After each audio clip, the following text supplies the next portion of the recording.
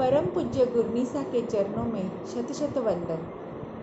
मेरा विषय है जीवन में प्रतिक्रमण की उपयोगिता। हमारा अहोभाग्य है, हमने जैन कुल में जन्म लिया। बचपन से ही प्रतिक्रमण यह शब्द हम सुनते आए। बड़ों का कहना मानकर बचपन में पर्युषण संवत्सरी पे हम प्रतिक्रमण करते थे। तब हमें अर्थ पता नहीं था, पर आज उम्र की इस पड़ाव पर लगने लगा है कि हमने बहुत देर कर दी इस महान साधना को समझने में, इसका अर्थ समझने में। प्रतिक्रमण यानी पीछे हटना, पुनः लौटना, वापस लौटना। जाने अनजाने में मन वचन काया से जो हमारे द्वारा पाप होते हैं, 6 काय की विराधना होती है, उन दोषों को स्वीकारना, उनका मन से पश्चाताप करना और सच्ची क्षमा याचना मांगना। स्वयं के द्वारा स्वयं के दोषों को दूर करने वाली यह महान साधना है। जैन धर्म के जैसे अन्य धर्म में भी प्रतिक्रमण जैसी साधना की जाती है। जैसे यजुर्वेद में संध्या कर्म कहा जाता है, ईसाई धर्म में कन्फेशन कहा जाता है, बौद्ध धर्म में उसे प्रवारना कहा जाता है, पारसी धर्म में हृदय अवस्था के नाम से जाना जाता है और इस्लाम धर्म में खेद पछतावा के नाम से जाना जाता है।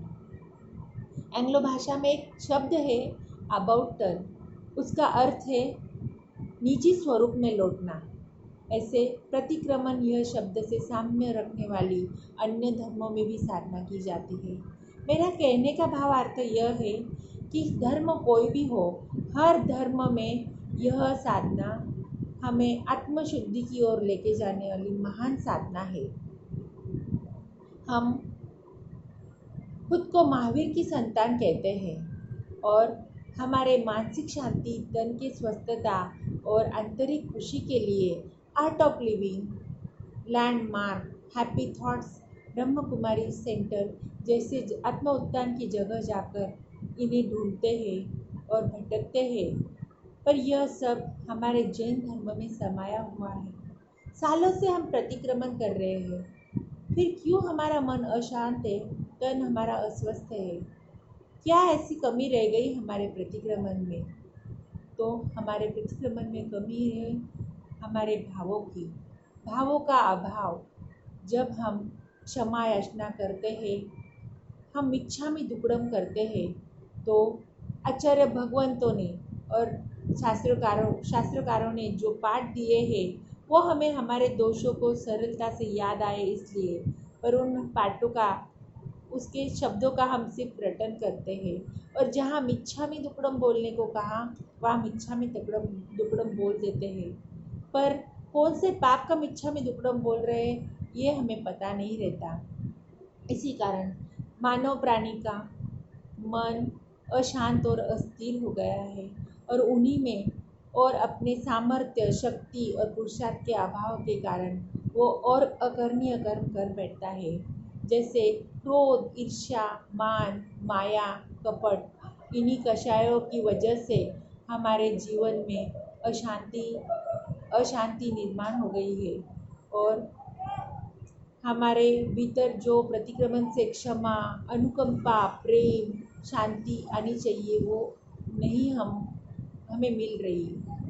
तो हमें अभी जानना होगा, हमारे पापों को, दोषों को समझना होगा, उस पर चिंतन करना होगा और सच्चे दिल से क्षमा याचना करना होगा, तो ही हम हमारे तन, मन और जीवन के सभी व्याधियों से दूर हो पाएंगे। आज यह भी कहते हैं कि हमारे 90% तन की व्याधि है हमारे मन के अशांति के कारण हमें मिलती है और इन्हीं मन की अशांति के कारण बहुत से, जैसे द्वेष जैसी जो गांठ है, हम जन्मों जन्मों से हमारे भीतर रहते हैं, तो तन में कैंसर की गांठ बन के उत्पन्न होती है। तो हम सच्चे दिल से क्षमा याचना करेंगे तो इन्हीं व्याधियों से दूर रहेंगे। प्रतिक्रमण ये महा औषधि है जो हर रोगों को मिटाती है। भगवान ने 5 प्रकार के प्रतिक्रमण कहे हैं, जैसे मिथ्यात्व, अव्रत, प्रमाद, कषाय, अशुभों के प्रतिक्रमण। वैसे 6 आवश्यक कहे हैं जिनकी जिनकी वजह से हम हमारे भीतर सद्गुणों को ला सकते हैं। सामायिक के द्वारा हमारे बीच समता आती है। 24वीं यानी तीर्थंकर भगवान की स्तुति से हमारे आंतरिक शक्ति बढ़ती है, उनके गुणों को हम धारण करते हैं। वंदना में अहंकार से रहित होकर पूर्ण नम्र भाव से अगर गुरु को वंदन करते हैं तो विनयशीलता हमारे भीतर आती है। वैसे ही चौथा आवश्यक प्रतिक्रमण से आत्मशुद्धि की ओर बढ़ते हैं, हमारे सभी पापों को, दोषों को पश्चाताप करके दूर करते हैं। उसी तरह कायोत्सर्ग, शरीर और आत्मा भिन्न है, यह जानकर हमारे जन्मों जन्मों के पाप कर्म का भी क्षय होता है और इन्हीं जन्मों का भी क्षय होता है, इन्हीं जन्मों का पाप कर्मों का भी क्षय होता है। प्रत्याख्यान यानी त्याग, जिससे दुष्ट प्रवृत्तियों को दूर कर हम शुभ प्रवृत्तियों में हमारा ध्यान केंद्रित करते हैं और इच्छा का निरोध, तृष्णा का अभाव में सुख शांति को प्राप्त करते हैं। आज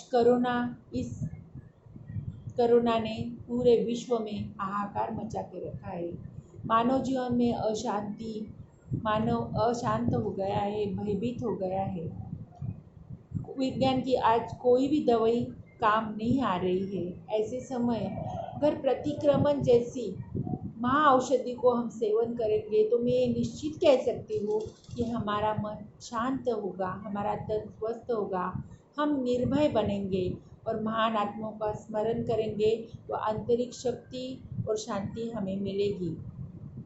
संलेखना संतारा जैसी उच्च उपलब्धि भी हमें प्रतिक्रमण से मिलती है। अंत में इतना ही कहूँगी, अगर हमें हर बीमारी से, तन से, मन से शांत और स्वस्थ होना है, हमारे जीवन को सुंदर बनाना है, तो संकल्प करेंगे हम महावीर भगवान के अनुयायी, सच्चा अंतकरण पूर्वक करेंगे प्रतिक्रमण, होगा हमारे आत्मा में परिवर्तन और भगवान महावीर का जीवो और जीने दो का करेंगे पालन। खुशी, शांति और प्रेम से बिताएंगे जीवन का हर क्षण। मैं एडवोकेट शालू अनिल जी छोरिया, दुलिया से। जय जिनेंद्र।